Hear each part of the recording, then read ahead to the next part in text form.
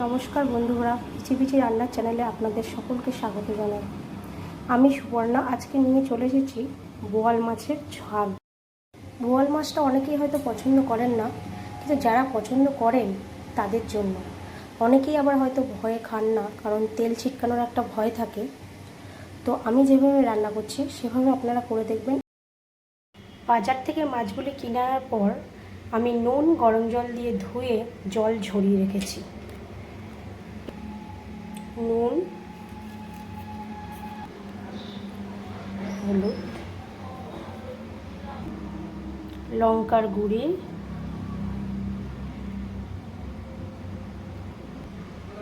সর্ষের তেল,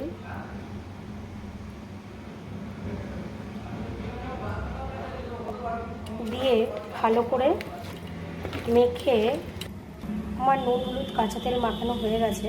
এবার এটাকে আমি 15 মিনিটের জন্য ঢাকা দিয়ে রেখে দেব।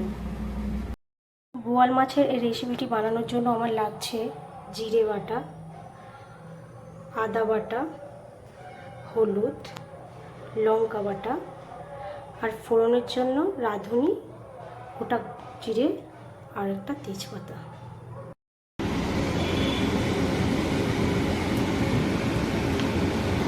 মাছগুলোকে এবার এক এক করে ভেজে নেব।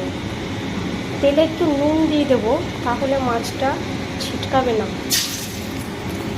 মাছগুলো ছাড়ার সময় অবশ্যই পাশে একটা ঢাকনি রাখতে হবে, তাহলে ছিটকানোর ভয়টা কম থাকে।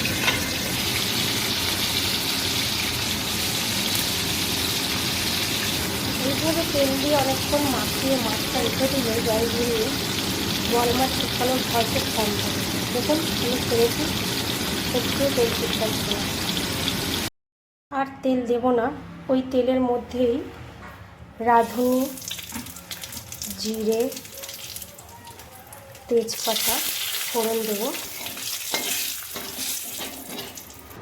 সমস্ত মশলাগুলিকে একটা জায়গায় নিয়ে এভাবে গুলিয়ে নেব জল দিয়ে। এই মশলাগুলিতে মাছ ভাজার তেলটিতে আলুগুলো আমি ভেজে নেব।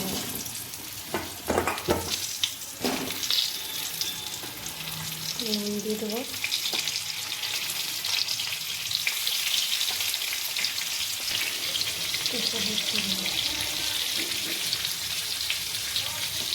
হলুদ দিয়ে মাছের আলুগুলোকে মাছ ভাজা তেলগুলো ভেজে নেব। আলুগুলো আমার লাল লাল করে ভাজা হয়ে গেছে, আলুগুলো আমি তুলে নেব।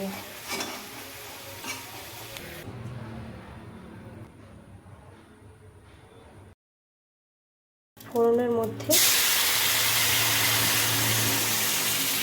মশলাটা দিয়ে দেবো, আমি একটু নুনও দিয়ে দেবো।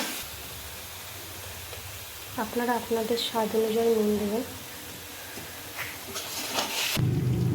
মশলার গোলার বাটিটাতে একটু জল দিয়ে ধুয়ে দিয়ে দেবো।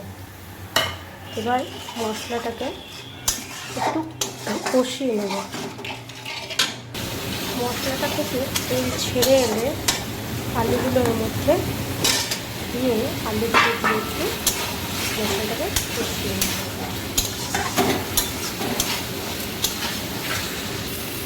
আমার মশলা কষানো হয়ে গেছে, এবার আমি জল দিয়ে দেবো।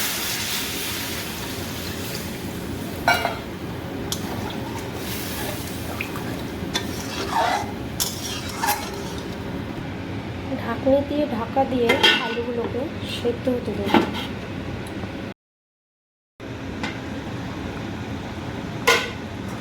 আলুগুলো সেদ্ধ হয়েছে নাকি দেখে নেব। আলুগুলো সেদ্ধ হয়ে গেছে। মাছগুলিকে ঝোলের মধ্যে ছেড়ে দেব।